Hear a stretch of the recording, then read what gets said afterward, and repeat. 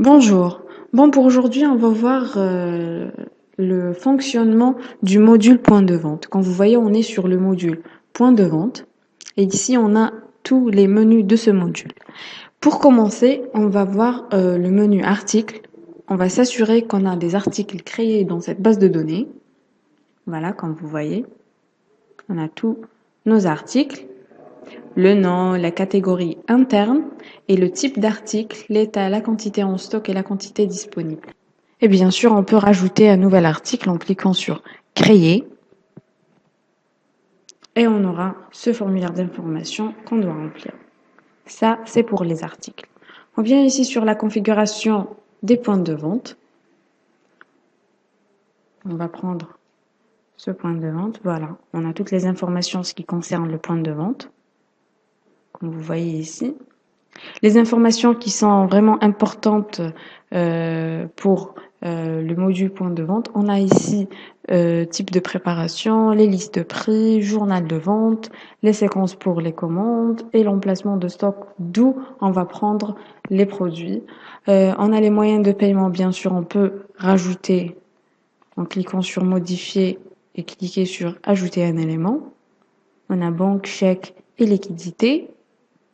Si bien sûr on va utiliser pour notre session, on va utiliser une tablette ou bien un clavier virtuel, un clavier tactile, on va cliquer sur ce petit carreau clavier virtuel. Voilà.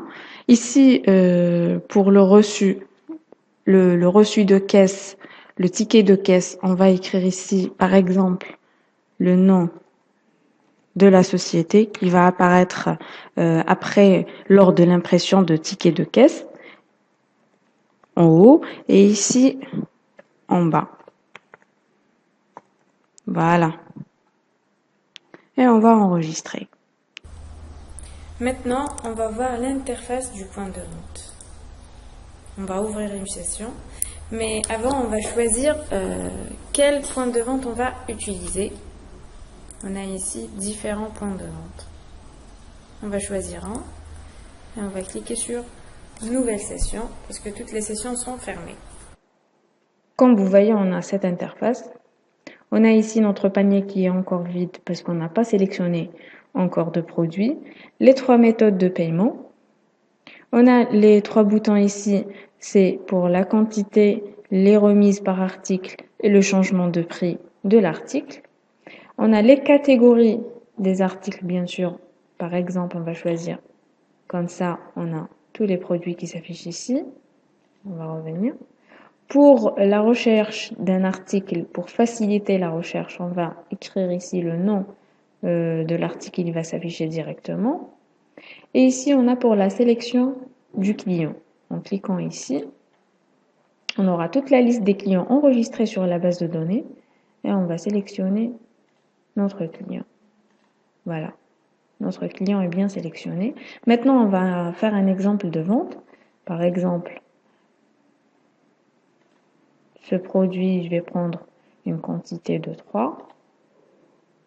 Comme je peux modifier directement le prix et lui donner un taux de remise.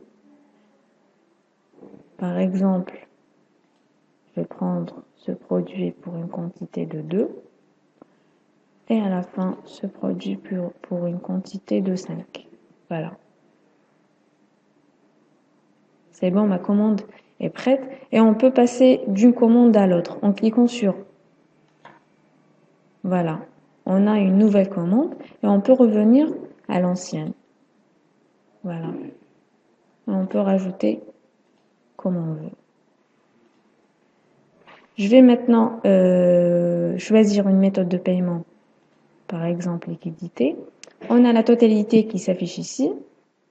Et bien sûr, si on met le total, le montant exact, par exemple, voilà, le reste c'est 0 et le rendu c'est 0 parce qu'on a payé la totalité. Si on va mettre, par exemple, plus que la totalité,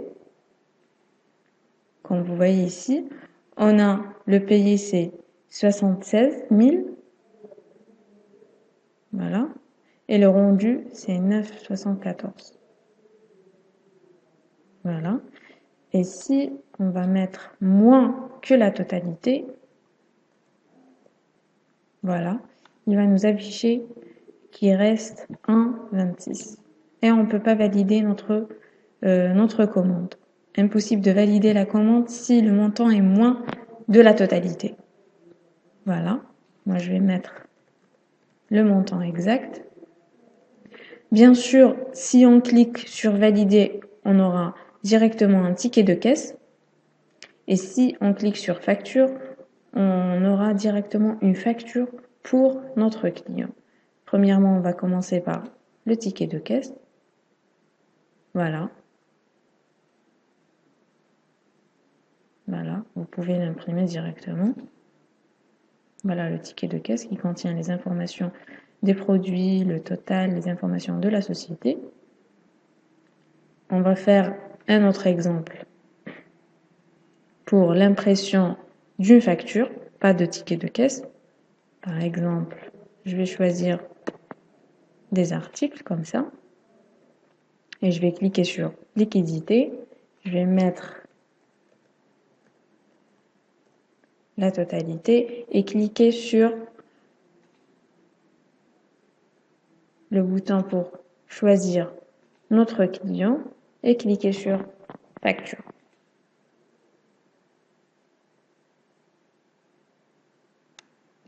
Voilà, en attendant l'impression de notre facture. Voilà, notre facture est bien imprimée. Voilà, comme vous voyez, on a les informations de la société, les informations du client, numéro de la facture. Voilà. On a la description, date de facture, la source et la référence, les informations des produits avec la quantité, le prix, la remise et la taxe, et on a le montant total. Ça, c'est pour l'impression d'une facture de vente effectuée sur l'interface du point de vente. Voilà. On revient sur notre interface. Bien sûr, pour fermer la session, on va cliquer ici sur Fermer et une autre fois sur Confirmer. On revient directement sur notre logiciel. Voilà.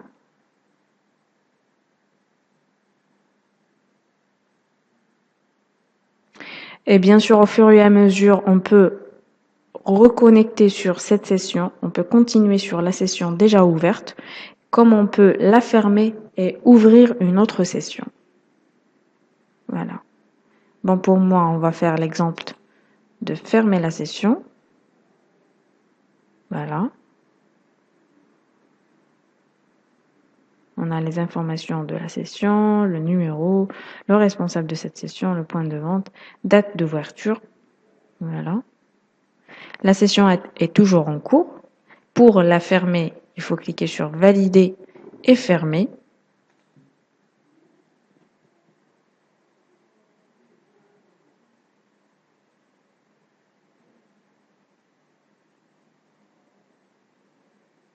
Voilà. Notre session est bien validée et fermée. Et maintenant, on peut ouvrir directement une nouvelle session. Pour voir toutes les sessions qui sont déjà ouvertes et fermées, voilà, on aura directement la liste. Bien sûr, moi, j'ai seulement la session que j'ai fermée maintenant, mais après, on aura toute la liste des sessions ouvertes ou bien fermées ici. On a ici le menu commande. Qu'est-ce qu'on veut dire par commande? C'est l'interface qu'on a vue tout à l'heure sur le point de vente, sauf que pour les commandes ici, on doit remplir un formulaire. C'est pas sur une interface tactile. Voilà. On a toutes les commandes enregistrées sur cette base de données. On va faire un exemple. On va voir le formulaire d'information. On a ici la session. On peut la choisir ou bien la création ou ou la modification. On va sélectionner ici le client, la date de la commande et l'heure sont générées automatiquement. On va sélectionner ici les articles par quantité, prix et remise. Et alors, à la fin, on aura le total. Ici, c'est pour le paiement. On va rajouter une méthode de paiement. Info complémentaire, on a pour l'emplacement de stock, le vendeur, bien sûr, la liste de prix. Et à la fin, on a la note. On peut écrire des informations qui sont vraiment importantes concernant cette commande. On va faire un exemple. On revient sur ici. Voilà, on va choisir la session. Le client. On va remplir, par exemple, cet article. Concernant le paiement, on va prendre le cash. Voilà. L'emplacement, je vais prendre l'emplacement principal, le stock principal. Et à la fin, on va sauvegarder. Voilà, comme vous voyez, notre commande est toujours dans l'état nouveau. Et pour avancer dans les étapes, on doit cliquer sur Paiement. Voilà, on va choisir le moyen de paiement, par exemple liquidité.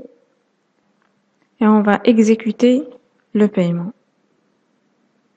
Voilà. La commande est bien payée. On va maintenant soit imprimer le ticket de caisse, soit créer directement la facture. On va créer la facture afin de comptabiliser cette commande. Voilà. La facture est toujours dans l'état brouillon. On peut la modifier, comme vous voyez ici. On va cliquer sur Valider afin d'enregistrer un règlement. On peut bien sûr l'envoyer par email pour notre client.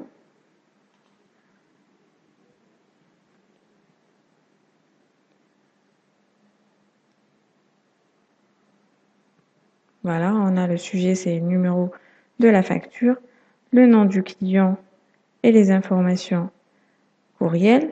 On a le message qui est modifiable et la facture en pièces jointes. On va cliquer sur Envoyer. Voilà. Maintenant, la facture est ouverte. On va cliquer sur Enregistrer le règlement.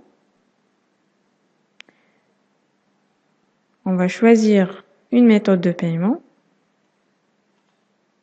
Voilà. Et on va cliquer sur Enregistrer le règlement. Voilà, comme vous voyez, notre facture est bien payée. Voilà le montant total. Voilà. On va revenir maintenant sur notre commande. Comme vous voyez, notre commande est dans l'étape facturée. On a vu les fonctionnalités du point de vente Odoo qui est presque complet, mais il reste toujours des spécifications selon l'utilisation du client. On va procéder bien sûr à vous présenter quelques développements rajoutés par l'équipe MLM Conseil, déjà pour voir la performance de la solution et pour voir aussi l'avantage d'avoir la possibilité de personnaliser sa solution. Alors pour les nouvelles fonctionnalités qui sont de plus sur le module point de vente, on a ici Commande et toutes les commandes. Concernant le menu Commandes, chaque utilisateur peut voir seulement les commandes de son compte et l'administrateur, bien sûr, il peut voir toutes les commandes qui sont enregistrées sur cette base de données. Et on a ici la configuration de remise. Voilà, comme vous voyez, on a des exemples ici. Comme on a vu avant que pour sélectionner une nouvelle session et pour sélectionner un point de vente, c'est possible. Chaque utilisateur peut sélectionner le point de vente qu'il veut ouvrir. Mais avec les nouvelles fonctionnalités développées, chaque utilisateur n'a pas le droit de sélectionner un point de vente. Son point de vente il sera assigné au début avec la configuration. Il va directement accéder sur son point de vente.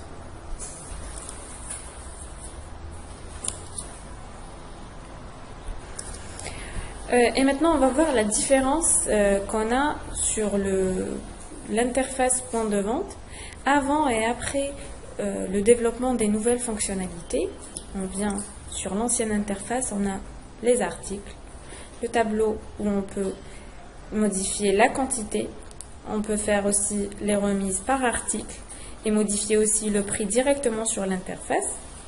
Mais avec les nouvelles fonctionnalités développées, on a de plus la quantité disponible de cet article dans le stock. Voilà. Et on a le bouton remise par article qui disparaît et prix. On ne pourra pas changer le prix directement sur l'interface. On va faire un exemple de vente.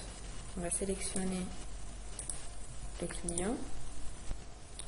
Comme vous voyez, on pourra juste sélectionner seulement les articles qui ont une quantité disponible dans le stock. Voilà. Et on va choisir une quantité. Sinon, les articles qui ne sont pas disponibles, on ne pourra même pas sélectionner l'article. Voilà, il nous bloque directement. On va choisir un autre article avec une quantité.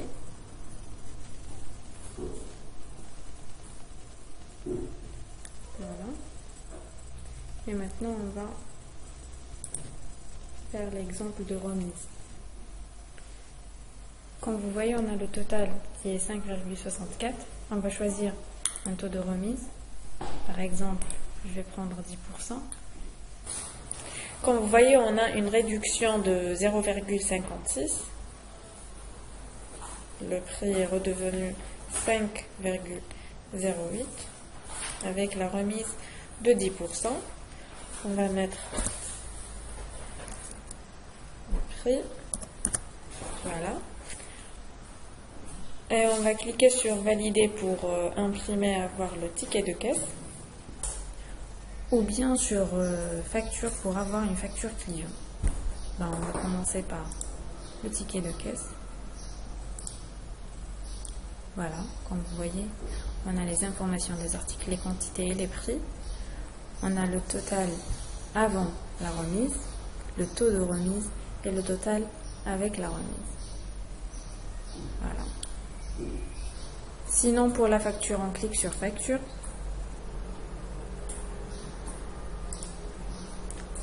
Voilà notre facture.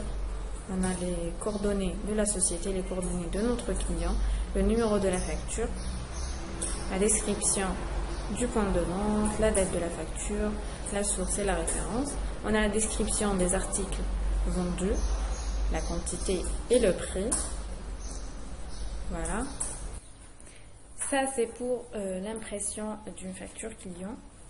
On revient maintenant sur notre point de vente et on peut démarrer une autre commande lorsqu'on veut. Voilà. Je vous ai expliqué aujourd'hui les différentes fonctionnalités existantes sur Odoo et les fonctionnalités rajoutées et développées par l'équipe MLM Conseil. À une prochaine vidéo. Au revoir.